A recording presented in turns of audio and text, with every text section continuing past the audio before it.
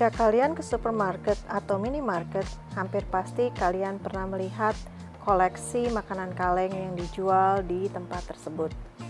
Dan apa pendapat kalian tentang makanan kaleng? Silakan share pendapat kalian di komen di bawah ini. Walaupun makanan kaleng terlihat seperti tidak istimewa dan biasa, namun penemuan teknologi pengalengan merupakan teknologi yang luar biasa.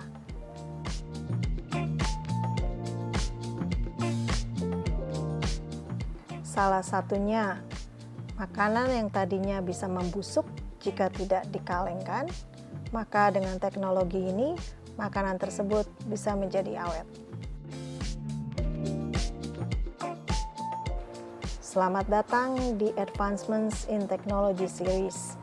Video ini dipersembahkan oleh EYL Pro Consulting. Yuk kita bahas tentang makanan kaleng dan teknologi pengalengan. Kali ini kita akan membahas 3 hal. Yang pertama, mengapa makanan kaleng bisa menjadi awet dalam jangka waktu yang cukup lama. Yang kedua, bagaimana teknologi pengalengan itu. Yang ketiga, apakah semua makanan bisa dikalengkan? Sedikit sejarah tentang teknologi pengalengan. Sekitar 2 abad yang lalu, Peter Duran menemukan teknologi pengalengan dengan menggunakan kaleng metal. Namun demikian, sebenarnya yang pertama kali menemukan teknologi pengalengan adalah seorang chef dari Prancis yang bernama Nicolas Appert. Untuk mengawetkan makanan, Appert memanaskan toples kaca yang tertutup. Makanan kaleng bisa bertahan awet dalam jangka waktu yang cukup lama karena proses pengalengan tersebut. Makanan yang akan diawetkan disusun ke dalam wadah yang biasanya terbuat dari metal yang kedap udara. Wadah ini yang kedap udara dan terbuat dari metal akan mencegah masuknya oksigen dan mikroorganisme seperti bakteri, jamur, dan atau kamir yang bisa menyebabkan kebusukan.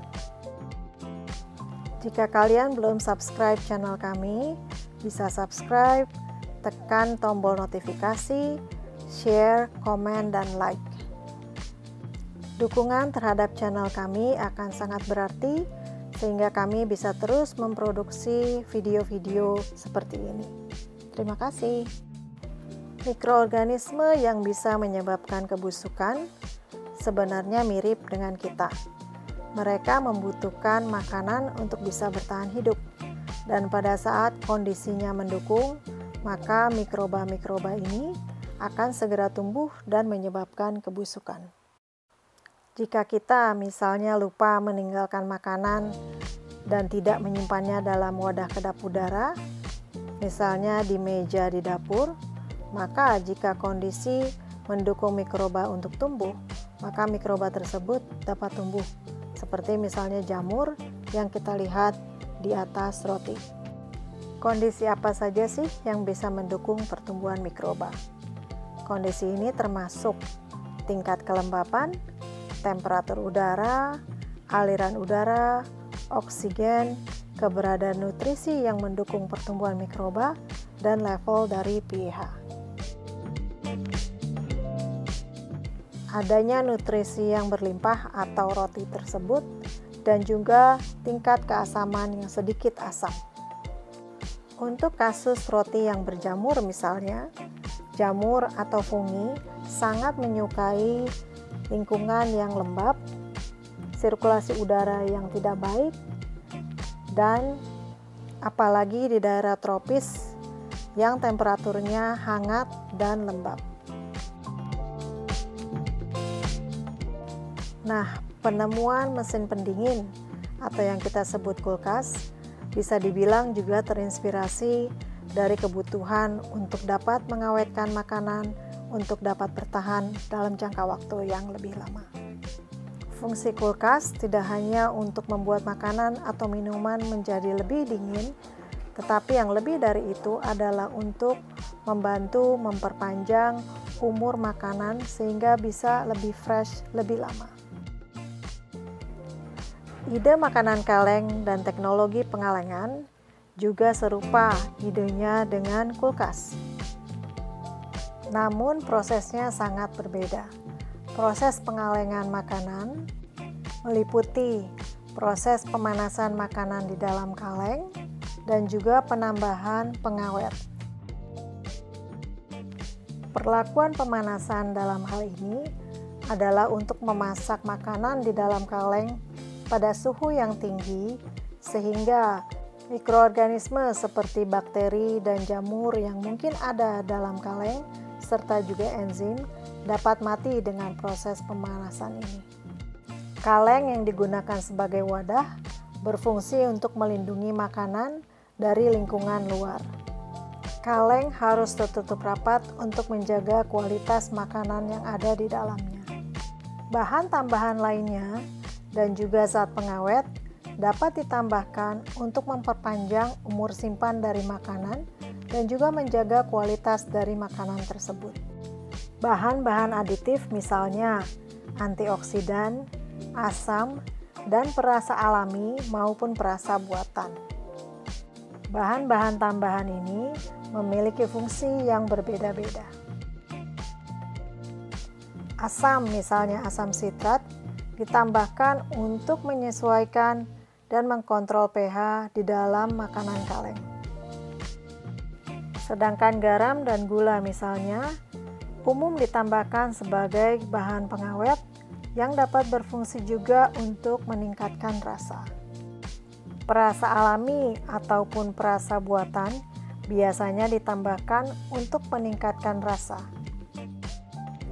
Nah, setelah mendiskusikan semua ini, pertanyaan berikutnya adalah, apakah semua makanan bisa dikalengkan?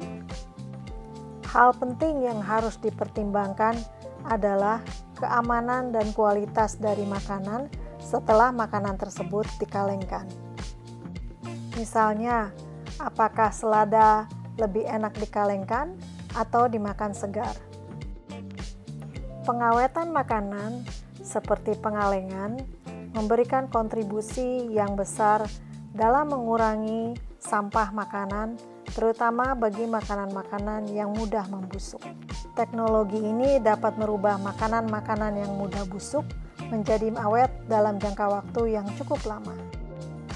Upaya ini telah berkontribusi secara nyata di dalam menghadapi isu-isu yang penting, seperti misalnya ketahanan pangan, konservasi sumber daya alam, dan kelestarian dari lingkungan kita. Pengalengan makanan bukan satu-satunya cara untuk mengawetkan makanan. Ada juga cara-cara lain, misalnya menggunakan cuka untuk membuat acar, atau makanan bisa juga dibekukan di dalam freezer. Jika kalian lain kali berada di supermarket atau di minimarket, mungkin kalian bisa berhenti sejenak di bagian makanan kaleng dan mengagumi bagaimana hal yang terlihat sangat simpel dapat berkontribusi secara nyata dalam mengurangi sampah makanan sehingga makanan bisa menjadi awet untuk jangka waktu terlebih lama. Demikian pembahasan kita kali ini. Terima kasih telah mengunjungi channel kami dan jangan sampai ketinggalan untuk video-video kami berikutnya. Terima kasih.